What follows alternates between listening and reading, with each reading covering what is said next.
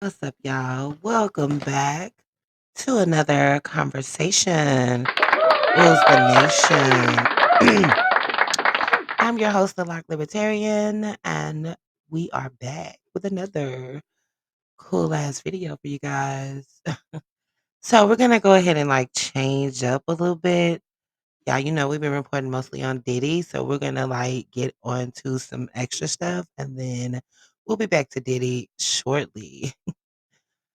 All right, so as you can see, we are going to go over this article from the Washington Post. It says in major change, college athletes will be set to be paid directly by schools, y'all. So let's get into this. The NCAA and its five power conferences have approved a deal that paves the way for schools to pay athletes directly, a change that would crush any last notions of amateurism in major college sports. The agreement which settles three antitrust cases and was voted on throughout this week, almost includes almost a 2.8 billion, 2 point, almost 2.8 billion in damages. That money will be distributed to current and former athletes who sued House the NCAA over not being compensated for the use of their name, image, and likeness (NIL) on television broadcasts. In a joint statement Thursday night, the NCAA and its conferences announced that they had agreed to the initial terms, and no matter how high the damages are, most far-reaching component of this settlement is a new revenue sharing model, which would pay athletes a cut of money their schools generate from broadcast rights deals, ticket sales, and sponsorships, among other streams. I think that's a good thing for them because, if you watch college basketball, man, them boys be playing like they are in the league for real. So, they should get compensated for that. Should the settlement go through revenue share, and then on top of that, they can also get hurt and everything. The same thing that happens in the NBA or whatever, they can get hurt. And what happens if they get hurt and they're not able to go to the NBA? So yeah, they need to be compensated. Should the settlement go through revenue sharing, revenue girl, revenue sharing probably would begin at the start of 2025 26 academic year, a seismic shift considering how long the NCAA has refused to have schools compensate athletes. Yet many steps remain before that can happen. Okay, so let me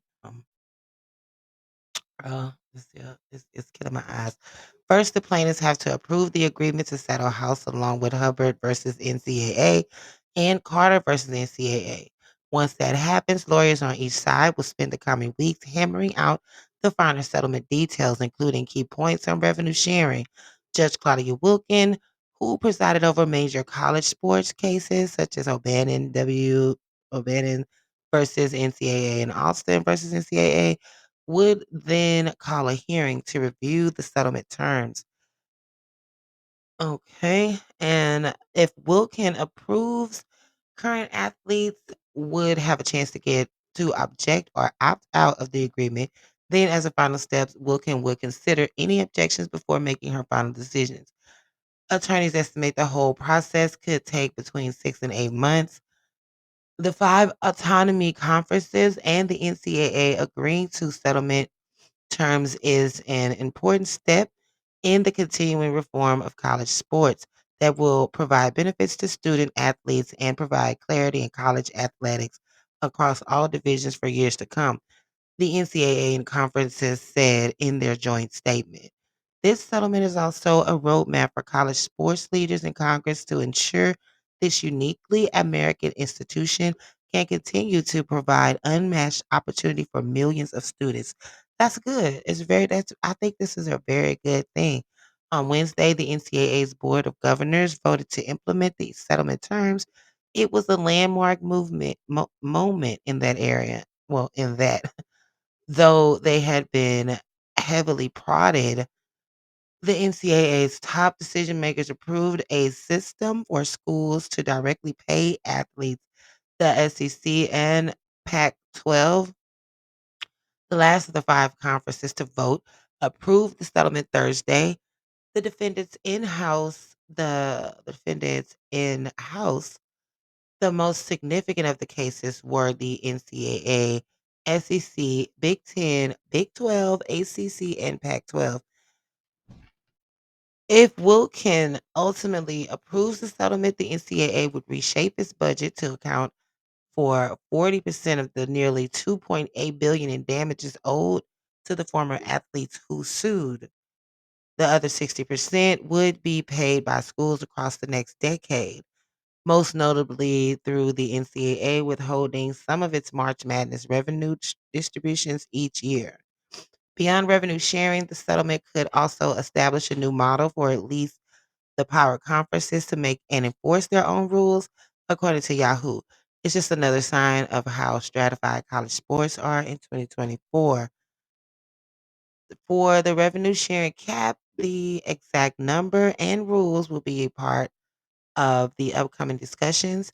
People familiar with the negotiations have mentioned a cap of about 20 million, formulated by taking about 22% of the average power conference school's main revenue streams.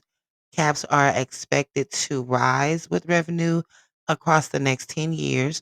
According to Yahoo, a school's cap spending could include up to 5 million in educator related payments known as Alston money and additional scholarships. NIL collectives, the donor funded groups that have paid quasi salaries to athletes in revenue sports, should maintain a heavy influence in football and men's basketball recruiting. In the past month, settlement talks went into overdrive because the NCAA and power conferences wanted to avoid a January trial at all costs. Given the NCAA's recent track record in court, the defendants clearly didn't like their chances. If they would have lost at trial, the damages would have tripled. They also would have had to pay them immediately instead of over a 10-year period. But in the past week, despite being happy with the overall outcome, non-power conferences have voiced displeasure about how the financial liability will be distributed. With the proposal, the NCAA, SEC, Big 10, Big 12, ACC, and Pac 12 voted on. The power conferences will pay 40% of the damages owed from school. The other 27 conferences will shoulder the remaining 60%. Beyond damages, the power conferences will pay for legal fees and potential addition of scholarships. Many power conference schools would also spend to the revenue sharing cap because revenue sharing will be optional. Lower revenue leagues are expected to refrain. Either way, the non power conference's argument about the damages payment is simple. Not only are they not defendants in the suit, but a large share of damages will be paid out to former power conferences football and men basketball players. Let's see, based on the numbers, we have reviewed the liability of the non-football bowl subdivision. Conferences under the proposed formula appears disproportionately high, particularly because the primary beneficiaries of the NIL back pay amounts are expected to be FBS football players. Big East Commissioner Val Ackerman wrote in an email to her school, which was first publicized by Yahoo on Sunday. And it says, I have voiced the Big East strong objections to the proposed damages framework, though through recent emails to NCAA President Charlie Barker and his counsel, and through comments during commissioner calls over the past 2 weeks. While the settlement agreement answers some questions, it leaves many more unanswered. One potential complication is Fontenot versus NCAA, a fourth antitrust case brought by a different set of lawyers, Jeffrey Kessler, a lead plaintiff's attorney in the House, along with Steve Berman, is also representing athletes in Hubbard and Carter, making it easy to consolidate those three cases. Kessler and Berman had hoped to fold in Fontenot too, which would have offered more clarity on how much antitrust protection the NCAA and its schools as a conference would get from the settlement. But on Thursday, a Colorado judge denied the motion to consolidate Fontenot with the other cases. The plaintiff's attorney in Fontenot, who are against consolidating, have signaled that some athletes would oppose the settlement terms for House, Hubbard, and Carter. How many athletes and whether it would be enough to shake up a reshaped system is unclear, though those answers will probably depend on what the final settlement looks like. It is also possible Fontenot could be resolved by the settlement at a later date, according to multiple lawyers. Okay, let's see. Fontenot doesn't have any relevance in our settlement, is approved by the courts, Kessler told Washington Post on Thursday, adding that because of the similarities between Carter and Fontenot, it was more important to consolidate Fontenot before Carter was lumped in the House and Hubbard, because our settlement will totally resolve all the claims in Fontenot. The House, Hubbard, and Carter settlement also doesn't address employment, meaning the NCAA will keep lobbying Congress to pass a bill that keeps athletes from becoming employees and receiving the rights that come with that status. To that end, the level of antitrust protection and its this settlement to shield the NCAA and its members from similar lawsuits in the future. So they want to make sure that the players are not becoming employees. So yeah, that's cool. That's pretty cool. Starting with this coming fall's freshman athletes would have a choice to opt into the new revenue sharing model. That system was devised by Berman and Kessler and was a critical part of the settlement agreement. Okay. Experts and conference officials originally thought there were two avenues to settling about the risk of NCAA being immediately sued again on similar grounds. A collective bargaining agreement, which was always unrealistic because college athletes are not unionized, or a congressional bill that included some level of antitrust protection, which the NCAA has been lobbying for unsuccessfully for years. Then the opt in system emerged as option three. Okay, so I hope y'all keeping up. If an athlete objected to the terms, they would have a chance to argue their case in a hearing.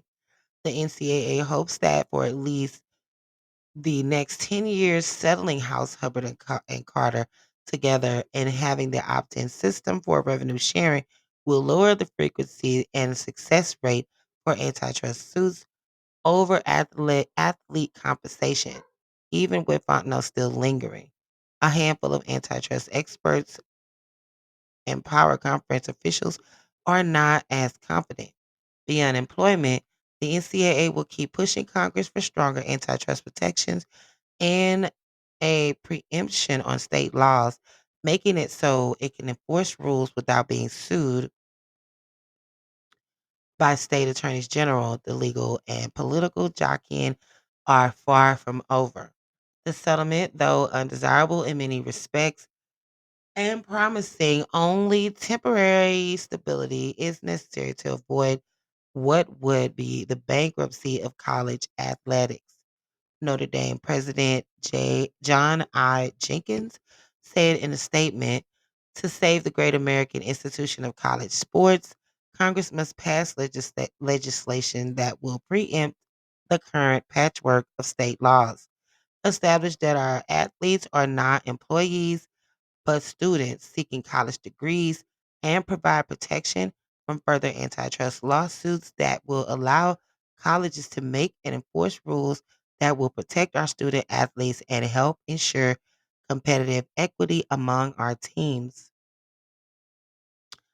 And there are major questions about how revenue sharing will work at each school. How will the money be distributed? How will Title IX apply? Will a potential hard cap invite antitrust scrutiny? To handle the additional expenses, will schools turn to private equity, especially after two firms announced Wednesday that they're open for business in college sports. Wow. It won't be a quiet summer, but in an era of nonstop change, there's certainly nothing new.